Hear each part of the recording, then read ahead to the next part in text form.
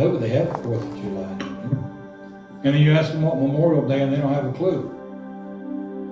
We're kind of losing our history somewhere along the line. But Memorial Day is an important day if people understand what history is. How many of you know where Memorial Day got started? Oh boy, that's what we're here for. This is exciting. Y'all should have asked us 50 years ago. But we're going to tell you that after the war between the states, there were more lives claimed than any other conflict in the United States history, and required the establishment of the country's first national cemetery. Now, I have an entire talk on the National Cemetery because a lot of y'all didn't know that it got started because it was Robert E. Lee's house, and it was his rose garden where the first tomb of the unknowns were. And they were trying to punish Robert E. Lee, but that's a different story. It's unclear exactly where the tradition originated. There were different communities right after the war were recognizing those Northern soldiers that died in trying to free the slaves and maintain the Union.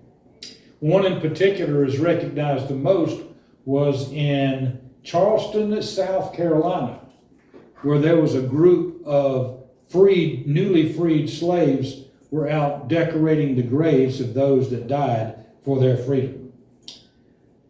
So in 1865 and 1866, it started to spread throughout the northern states and some of the southern states where they recognized the dead before the war between the states. But Waterloo, New York was declared as the first official birthplace of Memorial Day. Don't know why they picked that of all places. But by the late 1860s, Americans in various towns and cities throughout the country had began having springtime tributes to these countless fallen soldiers, decorating their graves with flowers and reciting prayers. In May of 1866 was chosen as the official Decoration Day because it hosted an annual community-wide event during which businesses closed and residents decorated the graves of soldiers with flowers and flags, and it happened to fall at the beginning of summer. During World War I, the United States found itself embroiled in another major conflict, and the holiday involved to commemorate American military personnel who died in all wars, including World War II, the Vietnam War, the Korean War, the Iran and Iraq, all the way back to the French Indian War, which would include the American Revolution, which is why we wore these. We thought if you didn't like our speech, you would like the way we dressed and stuff. We wanted to make sure we got y'all covered. But in 1968, think about that, 1968, that many years later, Congress finally passed the Uniform Monday Holiday Act, which was established as Memorial Day as the last Monday in May. And the reason they do that to make sure that their government employees got a 3-day holiday every year. And that's the truth. That was why that was picked. Instead of just picking and saying May the 27th, they picked the last Monday in May so that the government employees could have a 3-day holiday. Americans also observe Memorial Day by visiting cemeteries and memorials. Some people wear red poppy in remembrance of those fallen in a war, a tradition that began with a World War II poem. So on a less somber note, many people take long weekend trips and throw parties and barbecues on this holiday, perhaps because Memorial Day weekend comprises Saturday and Sunday before Memorial Day, and Memorial Day itself unofficially marks the beginning of summer. Struck by the sight of a bright red blooms on broken ground, John McCrae wrote a poem in Flanders Field in which he channeled the voice of the fallen soldiers buried under those hardy poppies. Published in Punch magazine in 1915, the poem would be used at countless memorial ceremonies and became one of the most famous works of art to emerge from the Great War. His fame had spread far and wide by the time McCrae himself died, from pneumonia and meningitis in 1918. Flanders Field by John McCrae. In Flanders Field, the poppies blow. Between the crosses row on row that mark our place, and in the sky, the larks, still bravely singing, fly, scarce heard amid the guns below. We are the dead. Short days ago we lived, felt dawn, saw sunset glow, loved and were loved. And now we lie in Flanders Fields. Take up our quarrel with the foe, to you from falling hands we throw the torch. Be yours to hold it high. If ye break faith with us who die, we shall not sleep, though poppies grow in Flanders Fields.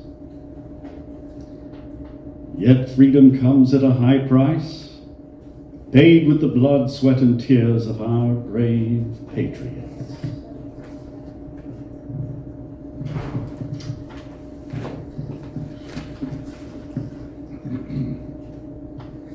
This is a Memorial Day poem, and the numbers of those who were deceased or killed on the battlefield.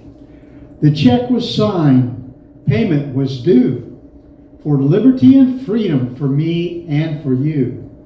Uniforms don't matter when their time is through, when they gave their all for the red, white, and blue. Always on mission, our soldiers never strayed. For our liberties and freedom, the ultimate price was paid. Today we remember those sacrifices made, and we must never, never let those memories fade. A country reached out and gave them the call. Many men and women stood straight and tall. God bless those who gave it their all. Today we remember those that did fall. Many, many people have died in military conflicts all over the world. This will recap some of those in the French and Indian War, and these are the combatants, those on the battlefield who died and gave their lives on the battlefield in conflict. French and Indian War, 2,200. Revolutionary War, 29,435, and I thought it was more than that. The War of 1812, 20,000. The Mexican-American War, 13,283. The war between the states, one of the most costly wars of all time. I didn't know that. 623,026. The Spanish-American War, 2,445. World War I, 116,708. World War II, 407,316. The Korean conflict or war, 36,914. The Vietnam War, 58,151. Desert Storm, 269. Terrorism, 6,000. That is war, by the way. These lives were given for the freedom we enjoy. 1,316,771. Now there were many, these were the combatants, those who fought in the wars, the conflicts. But other people were killed too, non-combatants, civilians. Died, soldiers and warriors who died later on of their injuries in the war. And they're too numerous to mention. There's 4 pages of them, but here's some important ones. In the American Revolution, the battle deaths, 4,435. Total non-mortal woundings, 6,188. War of 1812, battle deaths, 2,260. Non-mortal woundings, 4,500. Mexican-American War, 1,735. Civil War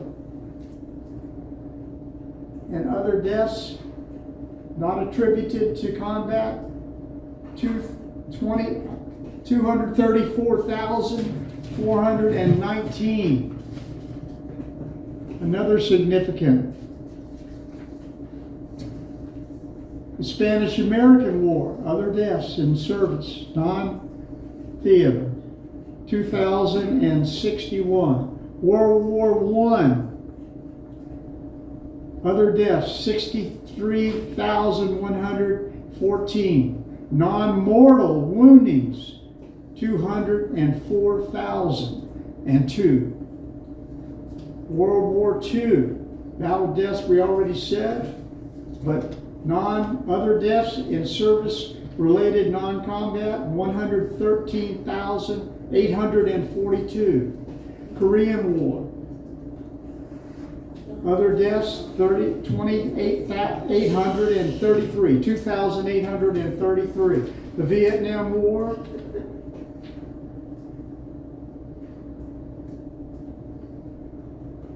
8,744,000. So that was what went on in Vietnam. The Gulf War, 235.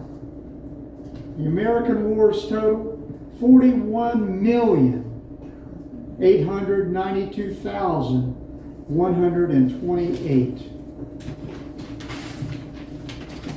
And something I want to remember, it's not in our program, but it just occurred to me. Is this not the Hebrew home? Yes. What happened in World War II when Hitler annihilated 7 million Jews? That burns me up. But it happened, and that's war. War is hell, as it's been said many times before. War is an atrocity.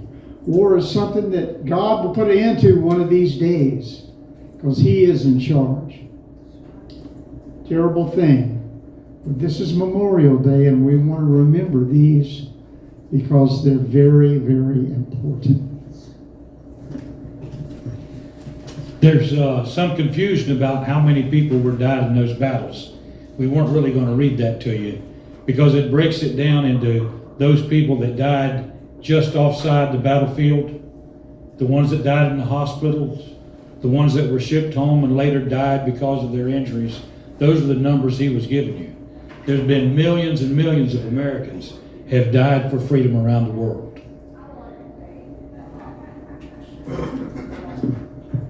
That is so true. The kids today cannot tell you why we celebrate the 4th of July. They do not know about our independence. They do not know the sacrifices that were made for our independence. And we do not teach them about Memorial Day. Many are confused between Veterans Day and Memorial Day.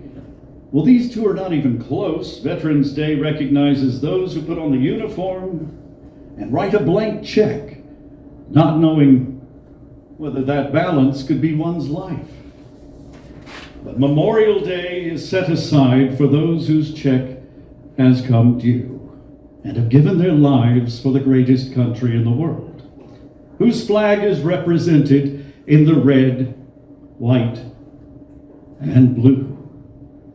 There is no proper way to say thanks to someone who has given the ultimate sacrifice for his country, except with final honors and respect given at his interment with a flag placed on his coffin. or for a serviceman or woman who has written that blank check to you and me for the freedoms we enjoy. The standard protocol is the blue field is placed at the head and over the left shoulder. After taps is played, the flag is folded in a formal ceremony, something similar to this.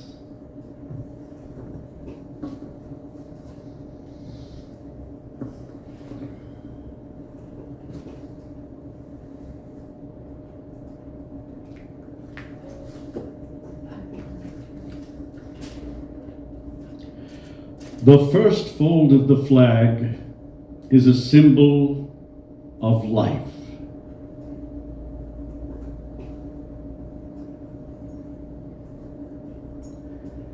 The second fold is a symbol of the belief in eternal life.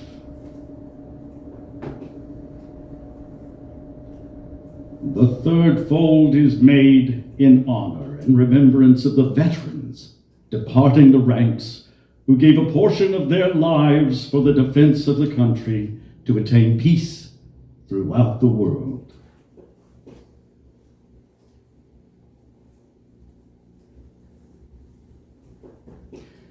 The fourth fold represents the weaker nature, for as American citizens trusting in God, it is to Him we turn in times of peace, as well as in the time of war, for His divine guidance.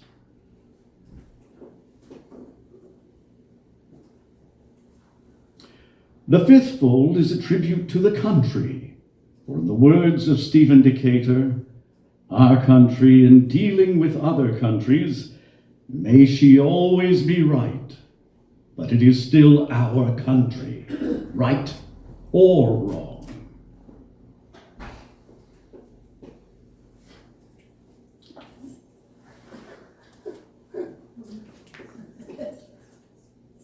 The sixth fold is for where people's hearts lie.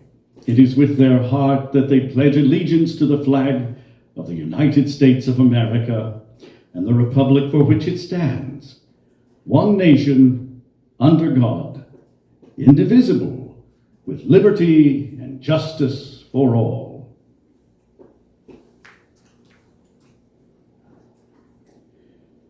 The seventh fold is a tribute to the armed forces, for it is through the armed forces that they protect their country and their flag against all her enemies, whether they be found within or without the boundaries of their republic.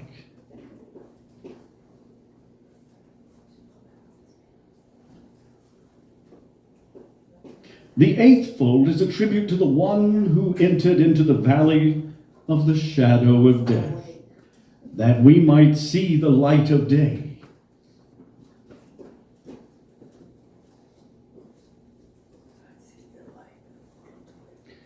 The ninth fold is a tribute to womanhood and mothers, for it has been through their faith, their love, loyalty, and devotion that the character of the men and women who have made this country great has been molded.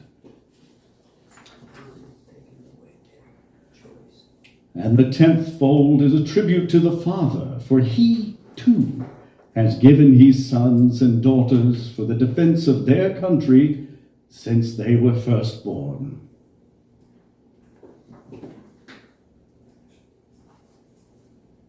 The 11th fold represents the lower portion of the seal of King David and King Solomon that glorifies in the Hebrews.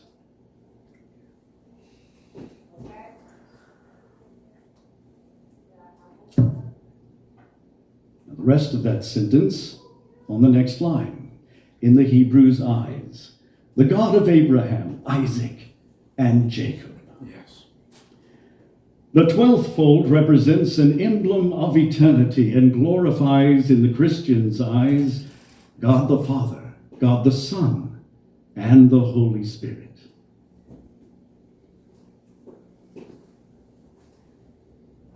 And the 13th fold, or when the flag is completely folded, The stars are uppermost, reminding them of their national motto, "In God we trust."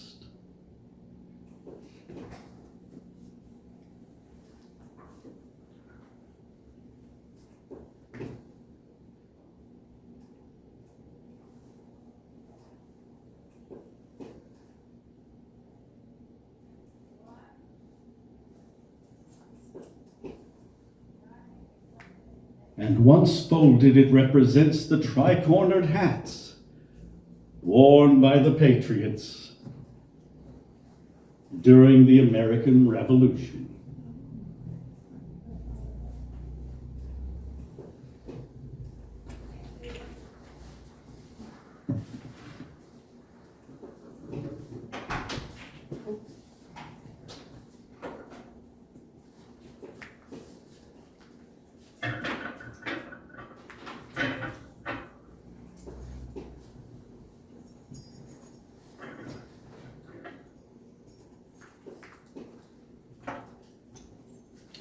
Regardless of the branch of service, the same message is given.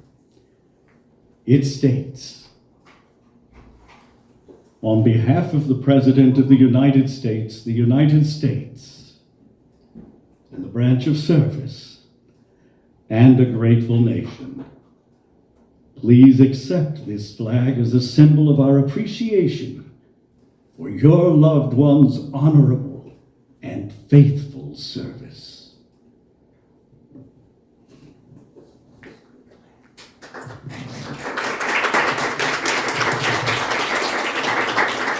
I'm pretty sure everybody's seen one of those done at a funeral service for anybody in the military.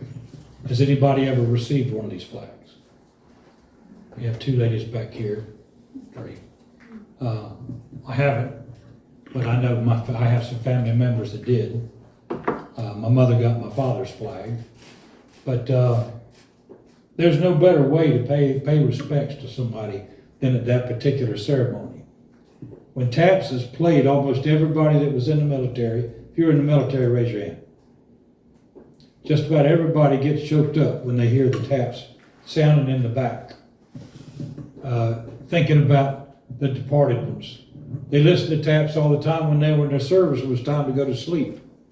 Well, that's eternal sleep for those that gave the ultimate sacrifice. We think about all these people lightheartedly most of the time. We come over on Memorial Day and we all want to party. Everybody's out eating their barbecue, sitting there with their family. When we're supposed to be remembering those who gave us the freedoms that we enjoy today. All the way back to the French Indian War, when the Americas were first getting started, we had people that sacrificed themselves for that freedom. We came last year and I gave y'all a talk about the War of 1812 with the people that came out of that fort. Men, women coming out one at a time to put the flag back up. When we sing the Star Spangled Banner, the men in the ship were looking up to see if the flag was still up there. That flag was an important symbol of our freedoms and our liberties. And if the flag came down, then we lost it all. So all night long, that flag stood up there, but the ships, one after another, bombed the front of the fort. The flag hit the ground many times, but somebody came out of that fort to come over and put that flag back up. And that's what those men looked for all night long. That important flag, those people were willing to die for it that were in that fort. No different than the men and women who served in the military uniform, was willing to sacrifice themselves one at a time for that flag. And I was listening to a speech yesterday. What was so important? Why were they willing to do that? It was love of mankind, love of country, love of their family. That unsacrificial love, one that they were willing to give it all for the people they had back at home.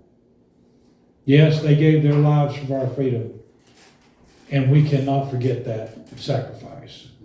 We need to remember them not just today. The month of May is set aside as military appreciation. Just as one day is set aside for our men and women who lost their lives during the war. Well, it needs to be all the time. They need to be remembered. Every time you see a flag, Every time you hear taps somewhere, remember all the men and women that died and not just that one particular instance that they're going through at that time. So we respect the flag. We honor the men and women that fought in uniform. We want to tell you a little bit about the difference between the three.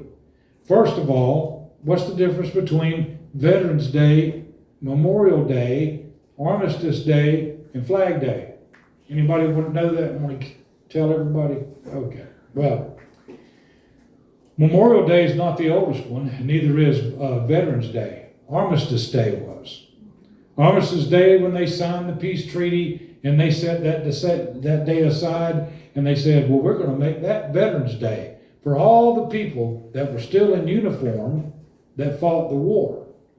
Okay, so that means that if you fought before that or you fought after that, it didn't count.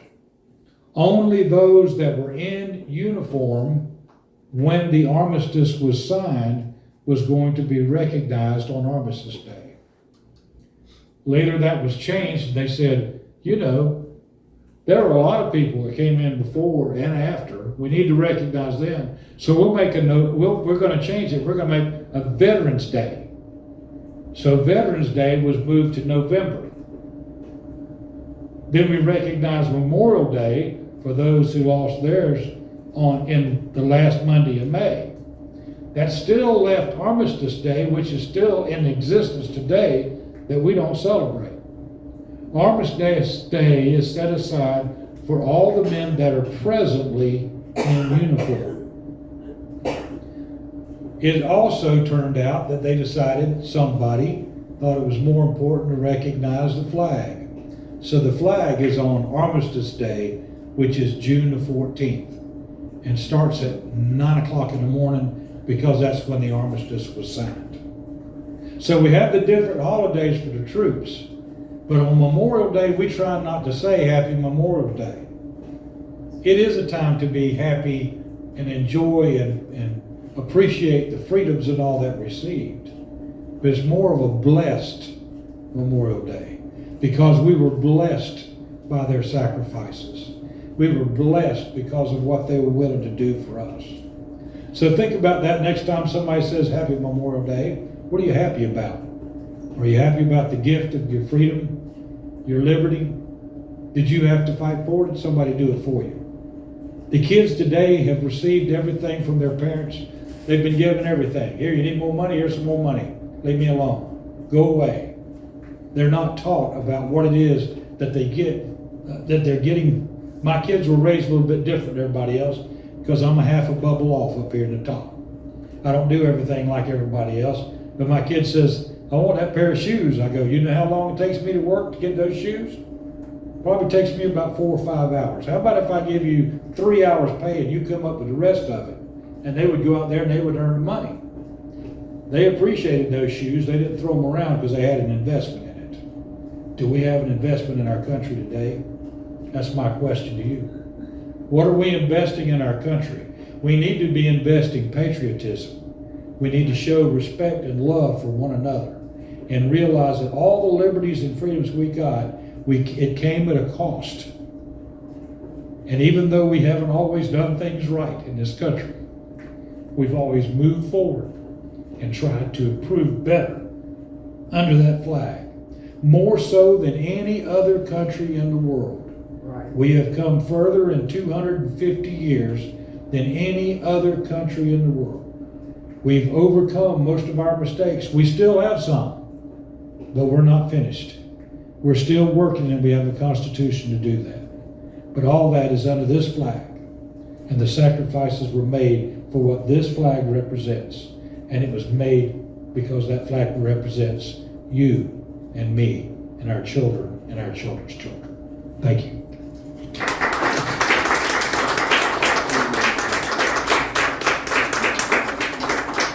I think we're at the end of our program. She said I could have 2 hours, but I was tired, so what are you laughing about? We're all tired after 2 hours. But if you have any questions, Brother Barry will be glad to answer them all. I will say this, please forgive me, but these pants are held up by a simple drawstring, and if it comes untied, guess what? down they go, so I apologize. You didn't see anything anyway, I got this coat on and all. But I apologize for that, please forgive me. That wasn't part of the program. Actually, a practical demonstration that even with a wardrobe malfunction, the sacrifices were made and the flag never fell. I'll have any questions You said you were going to tell us about each of your uniforms. about the uniforms? Yeah. I did? I don't think you did. Did you? Okay. Well, this is a gentleman's uniform. We're members of the Sons of the American Revolution. So the uniform he's wearing was a gentleman's uniform. Some of the people that are in the Sons of the American Revolution, you have to follow your ancestry. Well, I should, by all rights, I should be wearing that because my ancestor was actually a shopkeeper. And he was given, sent letters and all from generals paying him back for the guns and ammunition he was smuggling in to the colonial troops. And he was providing food behind the scenes. And I have obituary notices that says all that. So he would have been recognized by wearing a gentleman's outfit. This is basically the regular army that they had during the American Revolution. And this one over here was General Washington's outfit, basically what he wore at the Second Or Convention. that of most of the commanders, most of the, if they had the resources to purchase such a nice uniform, they would have worn this. But I wear it in honor of my ancestor, George Vandiver, who left his fields and his farm 3 times during the Revolution to take up his rifle and go out and fight in the fields for your freedom and this nation. He came back all of those 3 times. Fortunately, or I wouldn't be standing here today. This costume that I'm wearing is the gentleman's costume. It also happens to be my uniform that I wear when we're doing the Patrick Henry speech, which we do. We do the Constitutional Convention. We do several portrayals of history, historic events that happened that shaped our nation. So this is why I have this costume on. This also, I'm proud to say that I am a descendant of William White. And William White was one of the passengers on the Mayflower. So I'm his 7th generation removed great-grandson. So anyway, basically that's the uniforms we had. We could wear other uniforms.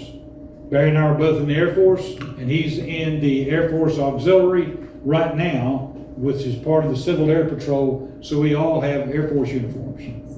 But we figured this was more impressive because, like I said, if you didn't like the speech, maybe you liked the outfit.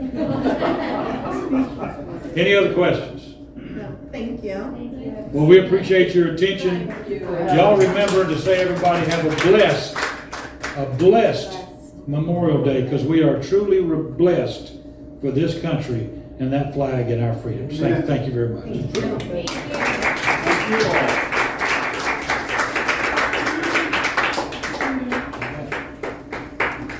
Thank you all to our members for coming, and have a blessed memorial the rest of your day.